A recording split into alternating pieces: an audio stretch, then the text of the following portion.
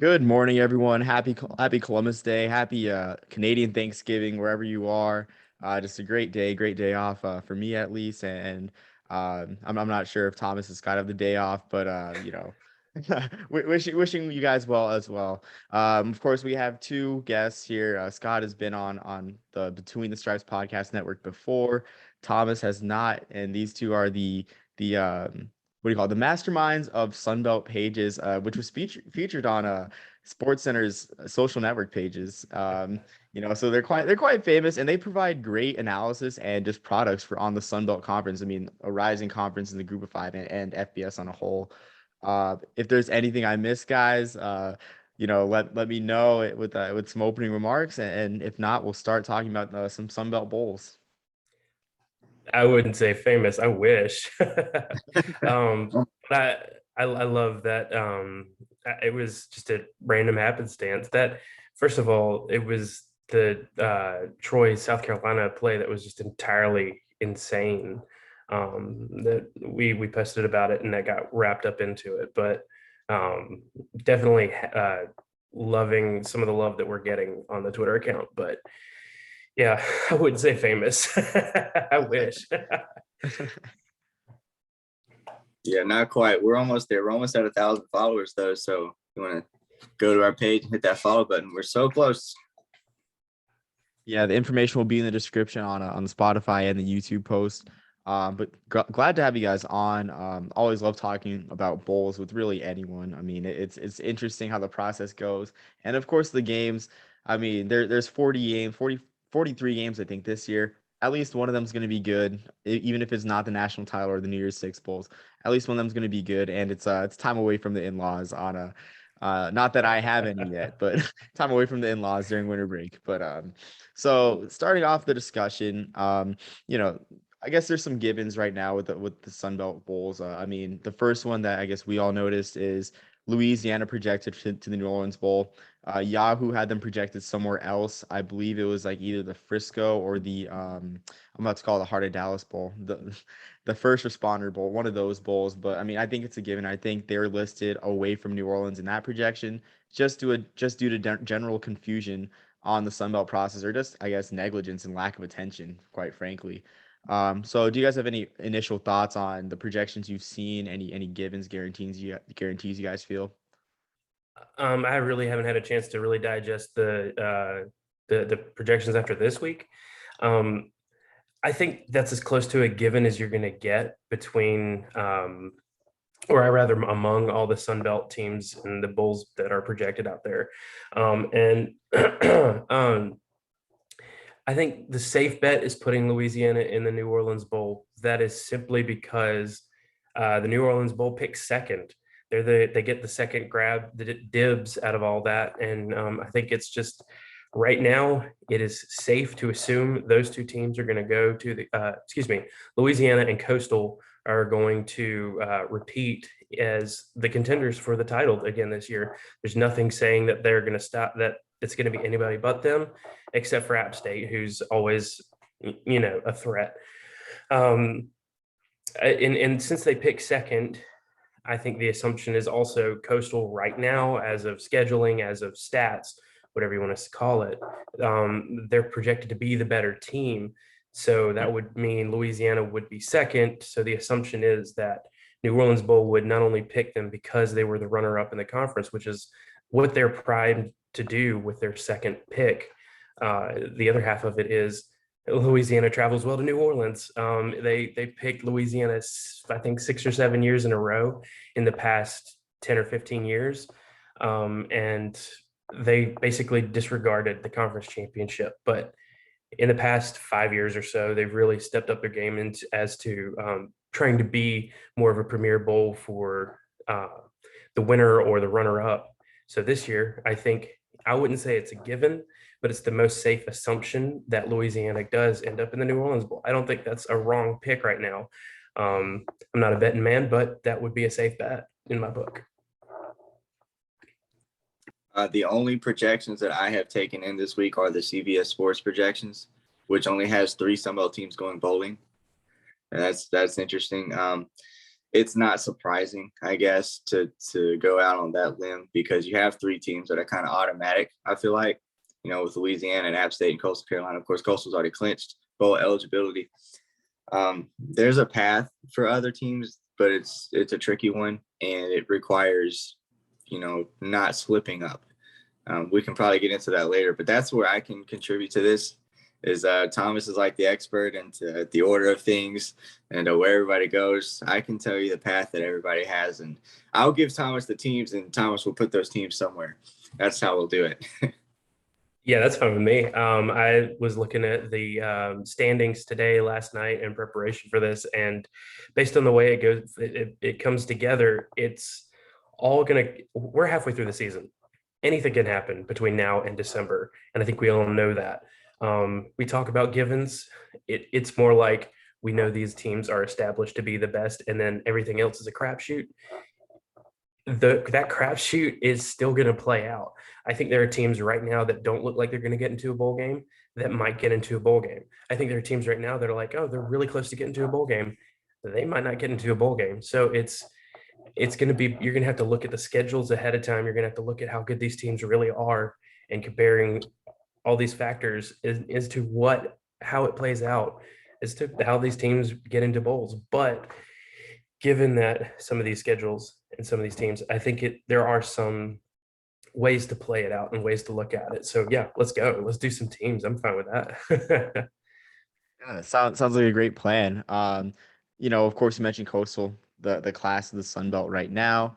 I think that it's a guarantee they're probably gonna be the first team selected off the bowl eligibility pool. The question is which ESPN bowl, since ESPN bowls have the first choice. A lot of projections had them going to Myrtle Beach, just staying at home, which is a good deal for the organizers. Which, I mean, you can correct me on this, Thomas, I guess, if there's separate organizers to ESPN. I mean, I'm sure like they have a board that's not people affiliated with ESPN on the bowl games.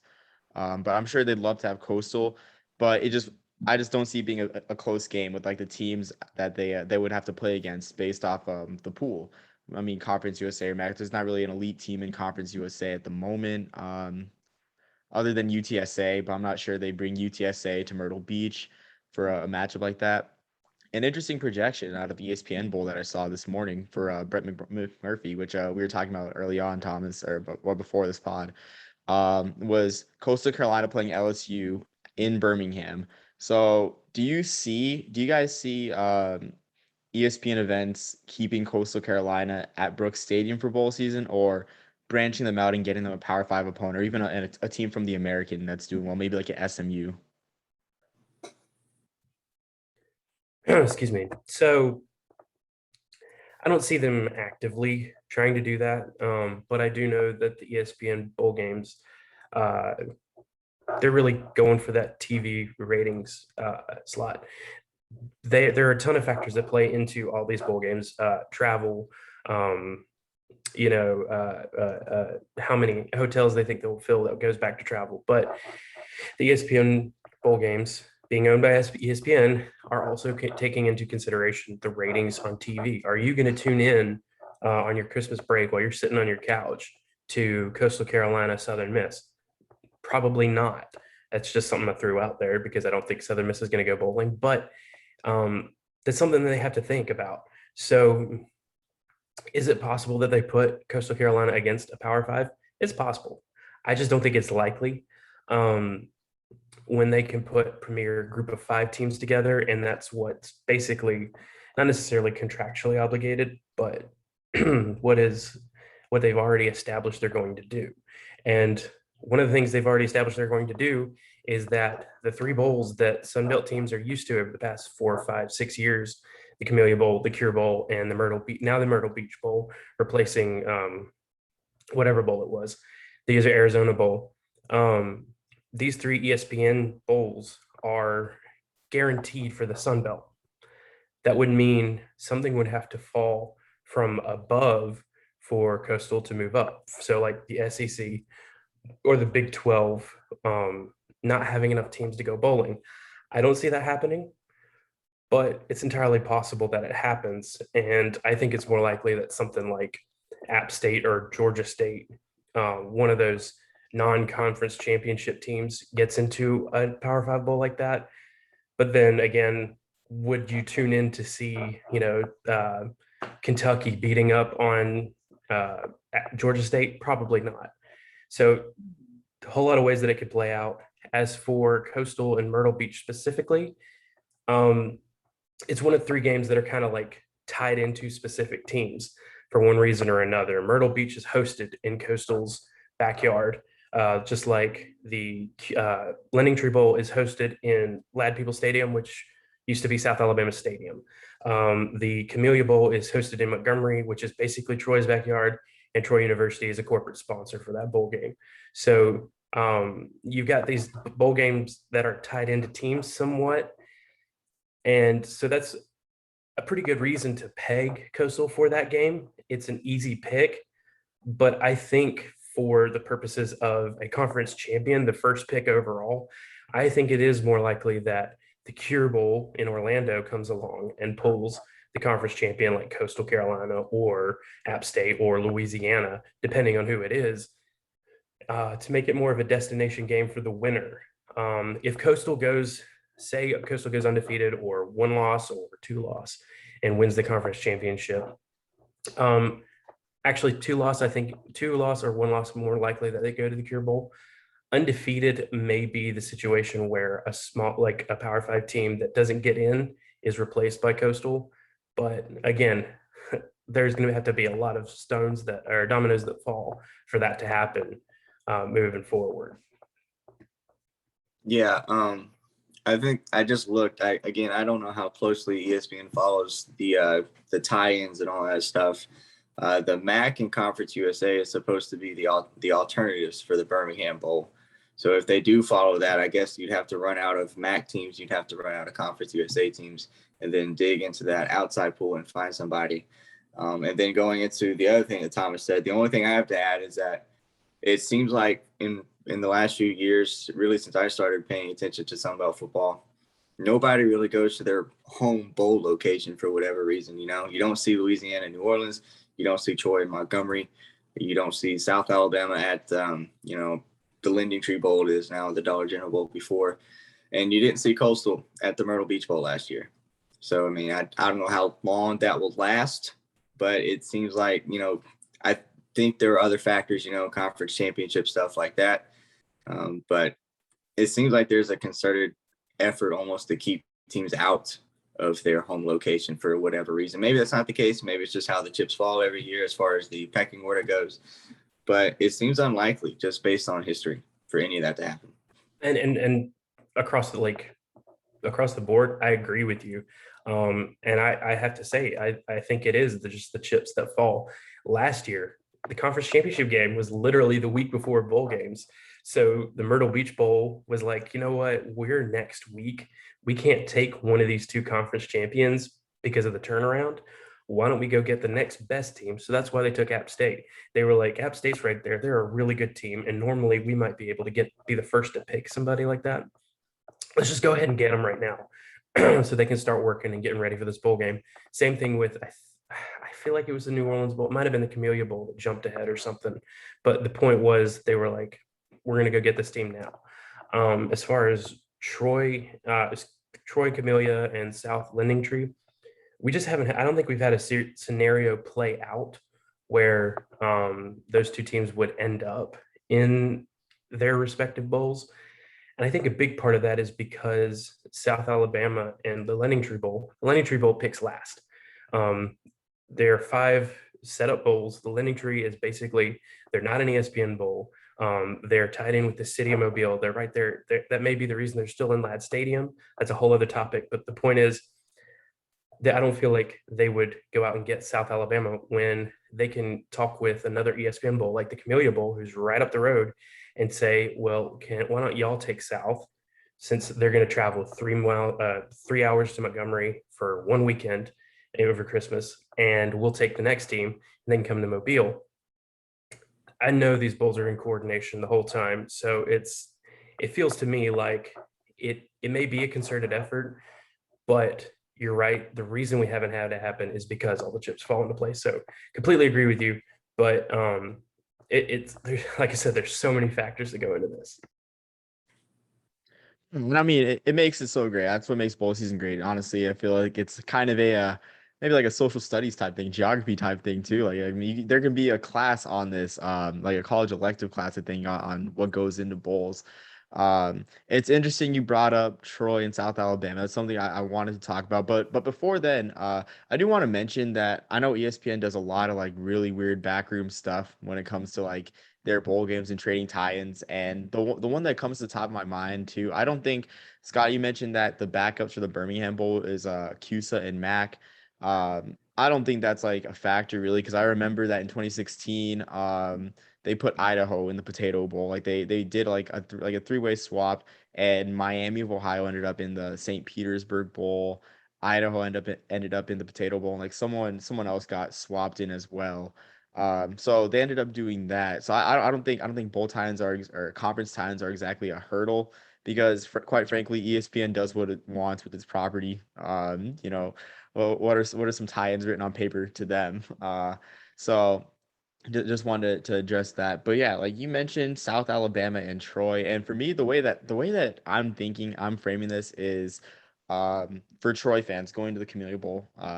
It's only an hour away. You don't have to spend that much money or that money at all in a hotel room.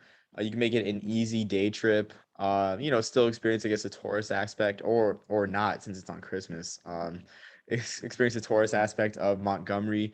Um, and then for South Alabama, the same thing too. Just like, seeing your team play in a postseason game, especially a young program like South Alabama that's only been to two bowl games. Um, I figured the fans would come out more for that. But I guess you're saying that the tourist aspect is just as important, if not more. Can we go into that a little bit more? Yeah, so I know specifically with the Lending Tree Bowl, Mobile, the city of Mobile is a major sponsor of that. It's the ownership of that game is weird. It's independent. Excuse me. It's a little independent, as opposed to the Community Bowl, which is an ESPN bowl game.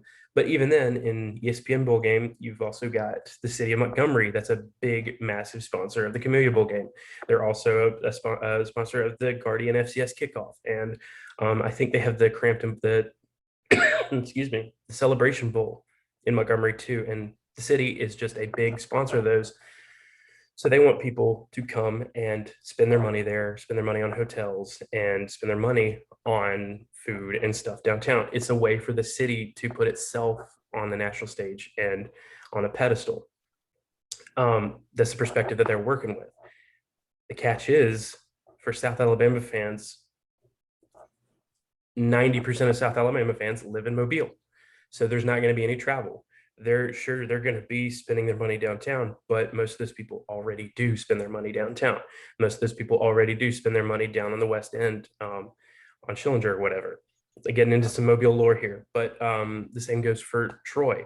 Outside of Dothan, Montgomery is absolutely the biggest city with the biggest percentage of Troy graduates. There's not going to be a lot of hotels sold there. There are going to be a lot of people, most people, including the ones who live in Troy, including the ones who live in Dothan, who drive up for the game and drive back that night. So as opposed, you take that and you swap it with a 3-hour drive both ways. It's more likely that those two teams just swap bowls. Mobile, South Alabama would have to travel to get to New Orleans. Troy would have to travel to get to any other bowl game like Orlando or Myrtle Beach. So these cities are making a big push as sponsors. They really want to put themselves out there. Mobile, they have that Mardi Gras parade at Lending Tree Bowl. This is just a tiny example of that. But South Alabama is already a part of Mardi Gras. They already do Mardi Gras. Their basketball team, their football team, they all go down and take part of it every February or March whenever it falls. So why would the fans go to this parade? Well, they'd go to a parade because they love Mardi Gras. But the point is, like, why do that when you can have another team like Louisiana, Arkansas State, Texas State that doesn't experience this? Louisiana is a bad example, but you have teams like Arkansas State, Texas State, Coastal Carolina that don't experience this like the Mobile crowd do. So travel, culture, a whole lot of things wrapped up into it. And I think the big point is to push not only to get the eyes watching the game, but the butts in seats and the butts in hotels. They covered everything right there. I have nothing to add.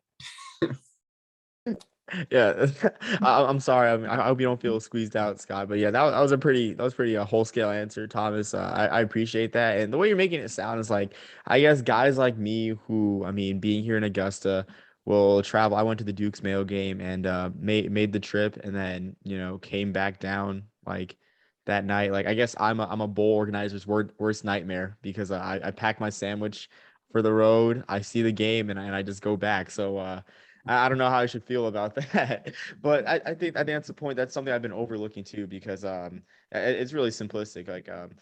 I mean, in college I did a stats project. We had to do a stats project, so naturally I chose bowls and what goes into bowl attendance. And I had all the variables, team records. I guess a variable for tradition, of course, and of course one for distance. Everything you have you can name it, except for the whole travel aspect and like the um road attendance, the hotels and everything. So that's interesting. I mean, something I never really took into account for sure.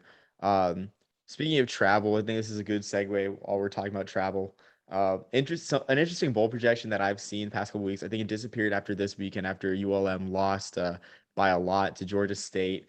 ULM has entered a couple of bowl projections, particularly ESPN, having them in the Hawaii Bowl. And I think last week they had them going against Wyoming, a team that they've played 4 times before, have never won. I found that interesting. And of course, against Hawaii, a team that they played in 2015 and lost by 2, a game I remember watching, actually, weirdly enough.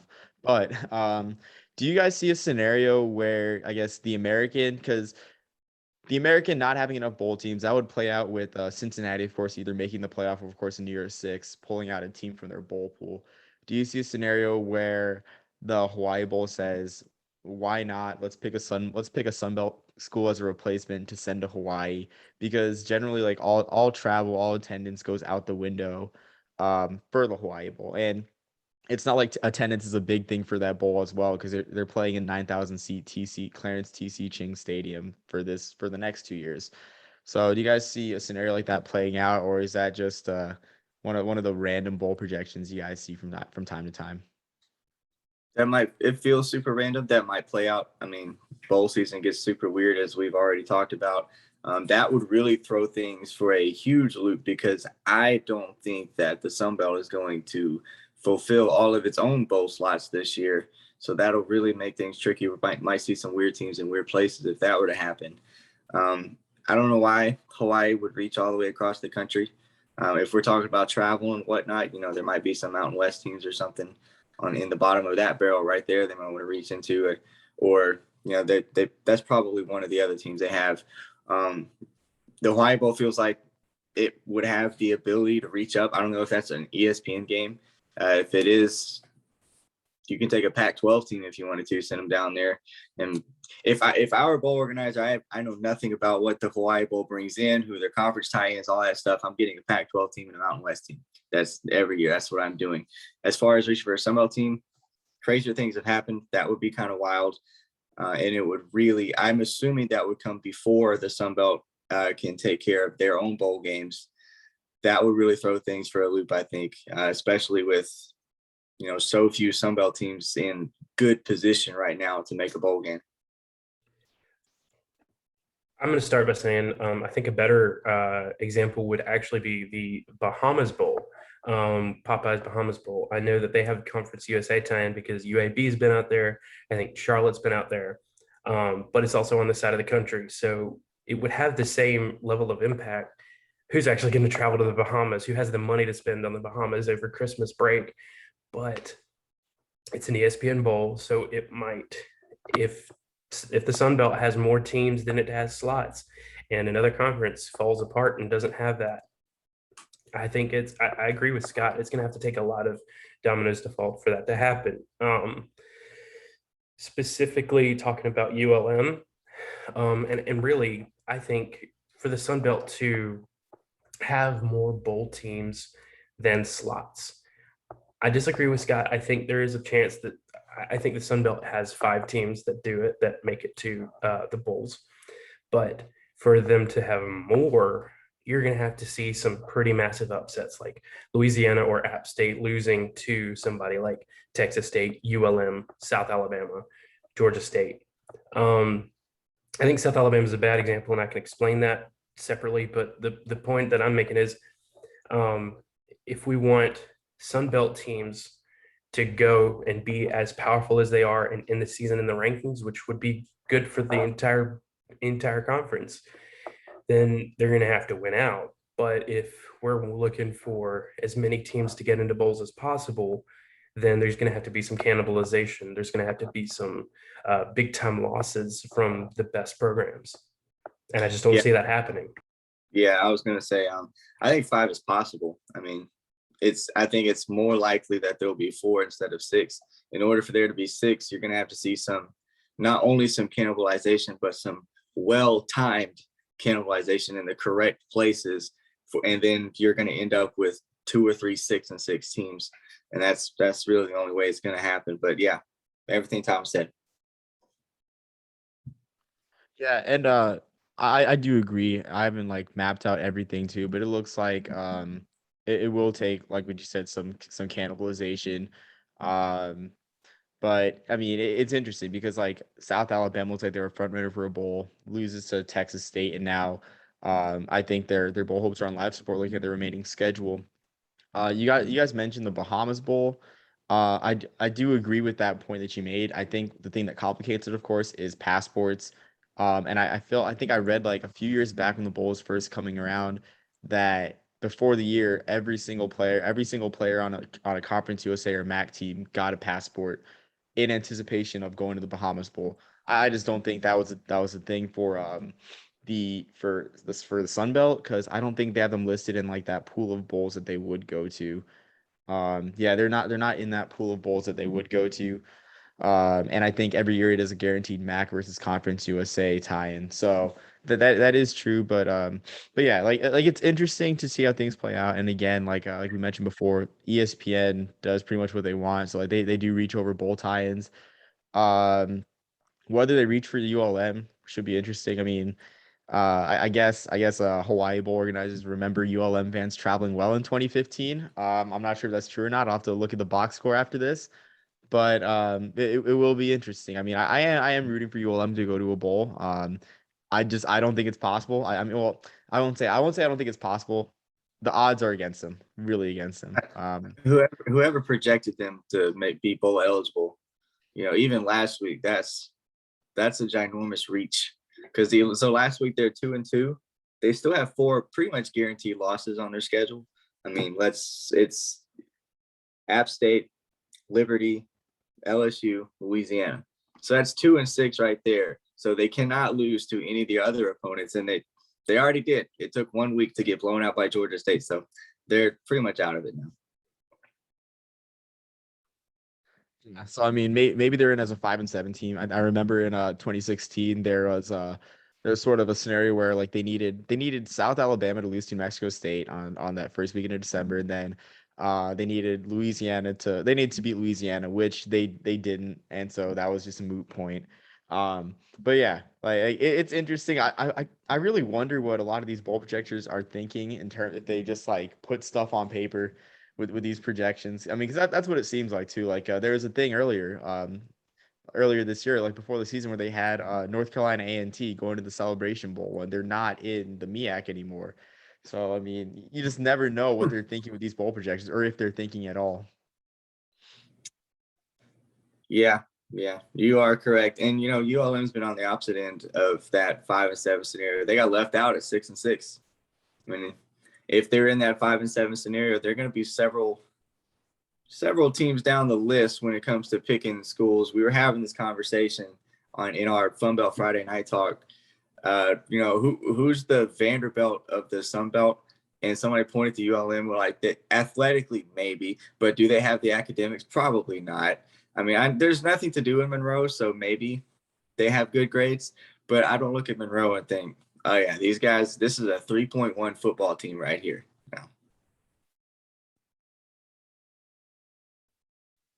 Yeah, I think it's interesting. I mean, I might have to look at the APR list before this is, or before tonight's said and done. Um, this has been great, guys. Really appreciate you guys coming on. I think as we draw to a close, you guys have anything final to say in terms of bowls? Any dream bowl matchups that you guys would like to see out of the conference, or really anything at all? I know personally my dream bowl assignment. A couple years ago when Neil Brown was around as a Troy alum, I was so hoping for a Troy UAB matchup, but I knew that it just wasn't going to happen.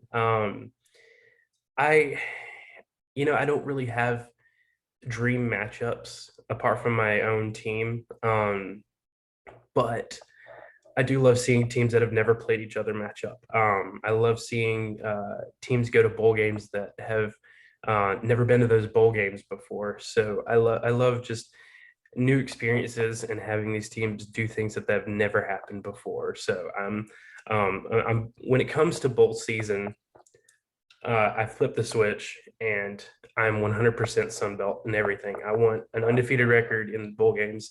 I want them to beat them as badly as possible, and I want the entire conference just to carry that momentum into the next season with that proud like feeling of, you know, we might be 7-6, but we kicked this team's butt right here. That was worth it. That was worth going to Mobile for it.